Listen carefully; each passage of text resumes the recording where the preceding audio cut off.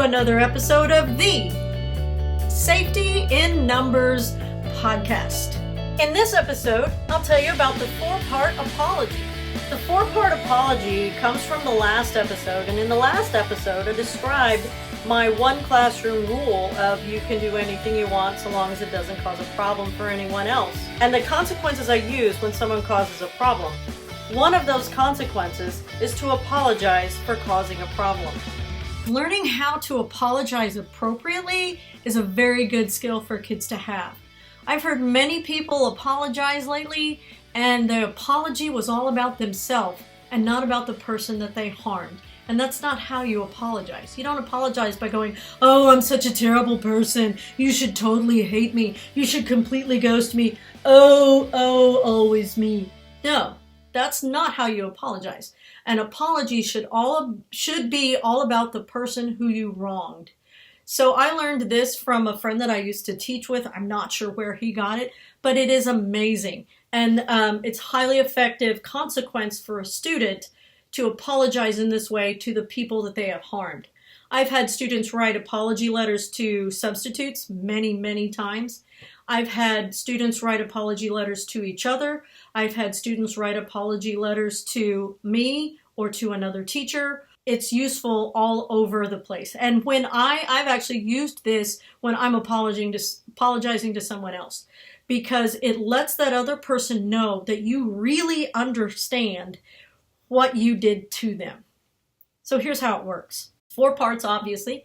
The first thing you do is you state the problem. And I'm going to give you several examples of this in the next slides.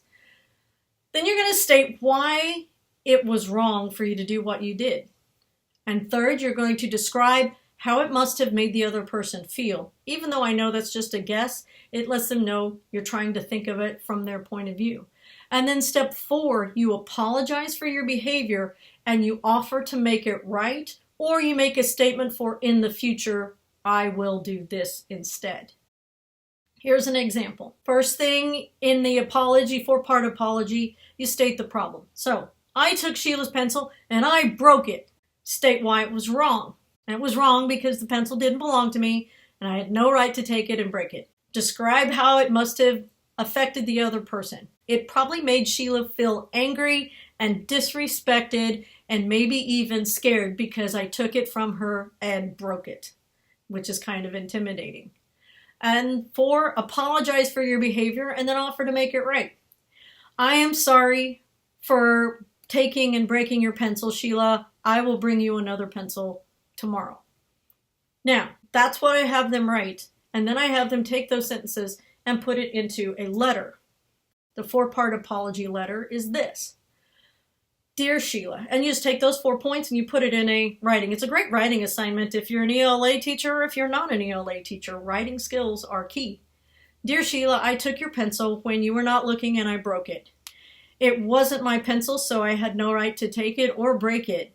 It probably made you feel angry and disrespected. I am sorry for taking and breaking your pencil, Sheila. I will bring you a replacement tomorrow. Sincerely, Sam.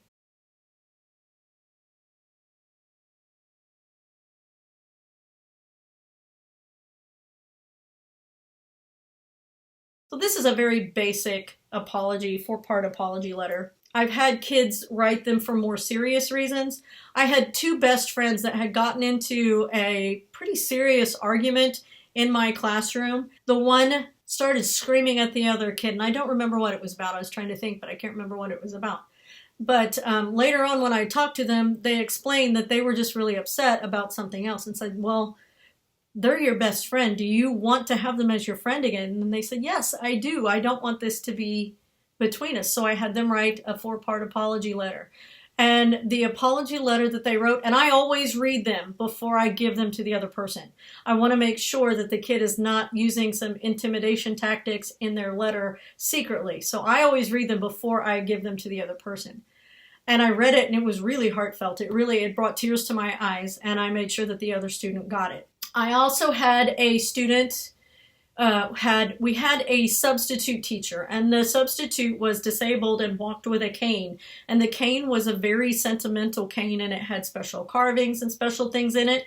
And a student stole that cane while she was sitting down, took the cane and threw it out the window. So I had the kid, there were a lot of other consequences that came along with this action, but the apology letter was something that I added to it. And I was really surprised at how well they wrote the apology letter. And it's all about how it made them feel. That's the part that gets the students who write the letter. Because everybody's been made to feel badly by other people, and to realize that they were the cause of that bad feeling can really bring it home. I had another one, and this one is one that I specifically remember very, very vividly. There were two students in one of my science classes a long time ago, and we were doing a lab. So I wasn't able to survey the entire class. I was working with a couple of kids in one group, and there were lots of other kids doing stuff on their own.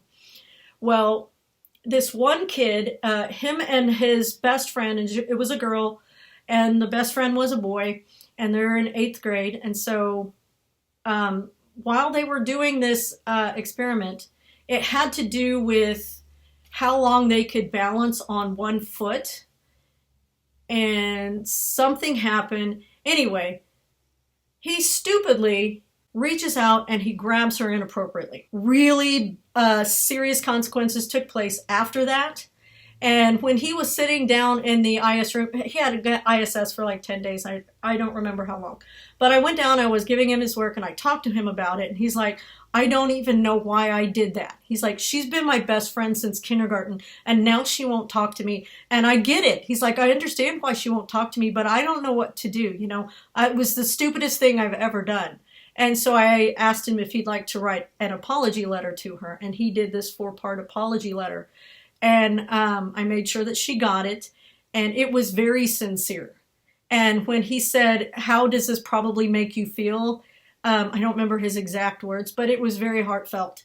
And after that, the girl's mom was obviously not happy. And I understand that totally. But the kids at least were friends again. They weren't best friends again after that. I'm not sure exactly what happened because it was near the end of the year and they went on to high school.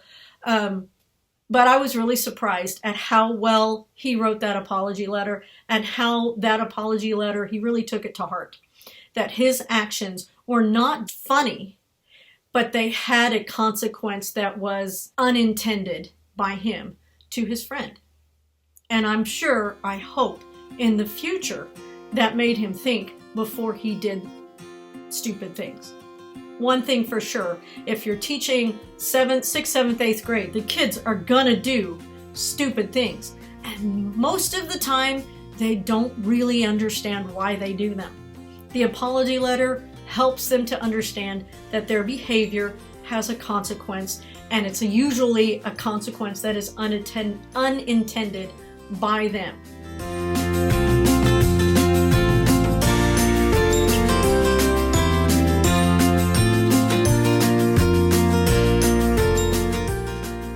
Thanks for watching. This has been the Safety in Numbers podcast.